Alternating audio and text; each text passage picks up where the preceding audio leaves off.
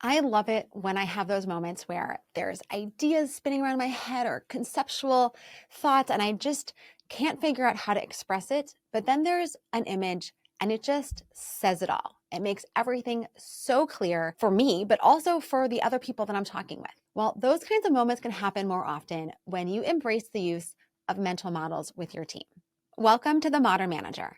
I am Mamie Camper Stewart, and every week I share strategies and tips for managers to help them build strong, healthy teams. Today, we are diving into the use of shared mental models and how this can be a powerful leadership strategy to help you get your whole team quickly onto the same page and thinking in the same way. Mental models are basically frameworks that display a concept that help everyone understand and use the same language when talking about complex ideas or specific situations. Research consistently shows that using mental models with your team helps you make better decisions, have richer conversations, and increase your performance. So let's take a look at a couple different mental models that you can embrace with your team.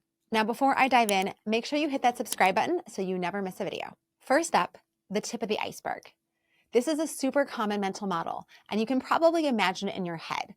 You see the iceberg with only the tip above the water. The rest of it, probably 90%, is floating below the surface. Well, this mental model is a great example of how teams communicate. Often, we only share about 10% of what we're really thinking, and the rest of it goes unspoken. Now, this is a challenge for a couple different reasons. One is we don't really understand all of what someone's thinking. We don't get the whole picture. And two, a lot of times we don't proactively share more context, more details, more of what is undergirding our expressive thoughts. And that can mean that we are miscommunicating more often, or we are operating with incomplete information because our team members aren't sharing it with us and we're not sharing with them. So if we only share a little bit and we then interpret from that little bit, we're missing out on assumptions, emotions, context, background, perspectives, expertise, all of those things that are living under the surface that we are not privy to. So why is this framework useful? Well, one, it reminds us to listen and ask questions to try to unearth more from our team members, to make sure that we are getting not just the 10% that they are willingly automatically sharing, but a little bit more to help us get that deeper thinking. And secondly, it reminds us that we need to share more, that we might need to give more context, or we might need to explain our assumptions or our logic to help our team members have the information that they need to do their jobs well. Remember, the goal is to expand how much of your thinking and how much of your perspective and how much of others' perspectives is above the surface, above that water line. So this is a great mental model you can bring into the room and just say, I want to see more of the iceberg.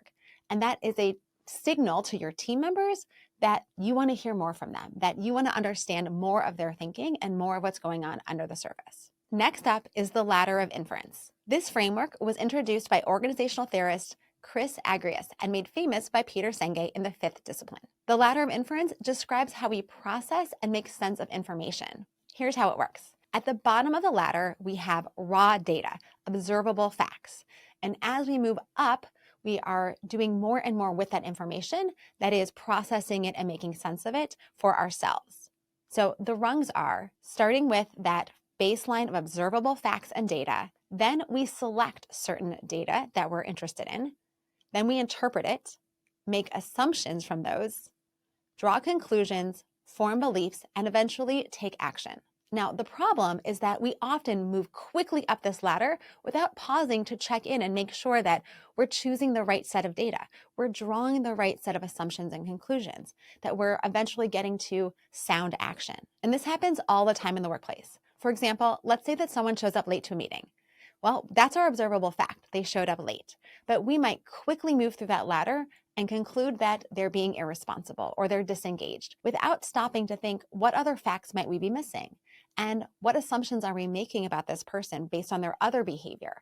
So there's actually a lot that happens in our brains that we've just run right past to get us to some conclusion without pausing to say, is this really the right conclusion to be drawing? So using the ladder of inference can really help teams slow down and be more deliberate in their thinking and in their decision making. One of the teams that I've worked with use this phrase, the ladder of inference, in their meetings to help call out when they felt like people were quickly jumping to conclusions, or there was just a need to kind of backtrack and really dig in more closely.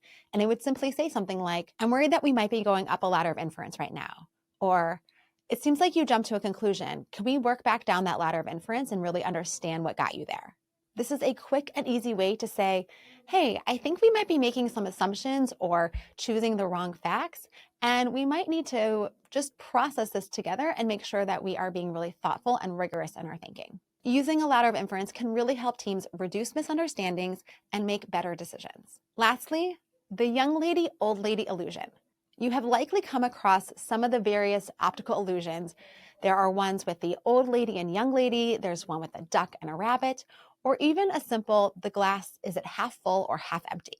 The premise of these illusions is that depending on which way you look at it, you can see two different images. Now, which one is true? Well, they both are. Now, this is a brilliant metaphor that we can be looking at the same information, the same situation, and draw completely different conclusions.